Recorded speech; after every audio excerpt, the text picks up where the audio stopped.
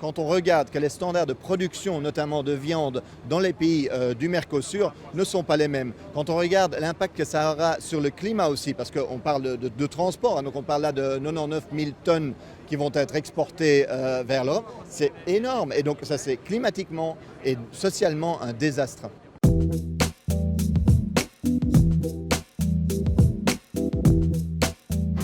Les tracteurs ont investi le quartier européen ce jeudi à Bruxelles.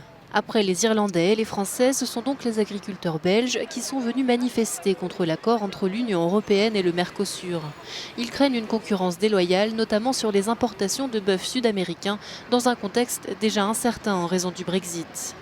Le Brexit va avoir une influence très forte sur la viande bovine puisque l'Irlande, gros producteur européen de viande bovine, où va aller cette viande? Est-ce qu'elle va continuer à aller au Royaume-Uni ou est-ce qu'elle va arriver de nouveau sur l'Europe?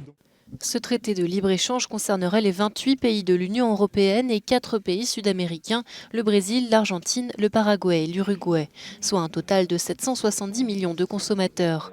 Pour l'ambassadeur brésilien en Belgique, cet accord bénéficiera aux deux parties. Il y aura des gains pour l'industrie et l'agriculture des deux côtés. Ça ira dans les deux sens. Je vais vous donner un exemple. Le secteur viticole européen va gagner gros car le Brésil et les autres pays du Mercosur vont ouvrir leur marché au vin.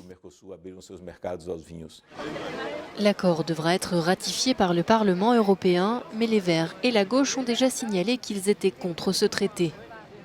Quand on regarde que les standards de production, notamment de viande, dans les pays du Mercosur ne sont pas les mêmes. Quand on regarde l'impact que ça aura sur le climat aussi, parce qu'on parle de transport, hein, donc on parle là de 99 000 tonnes qui vont être exportées vers l'Europe, c'est énorme. Et donc ça c'est climatiquement et socialement un désastre.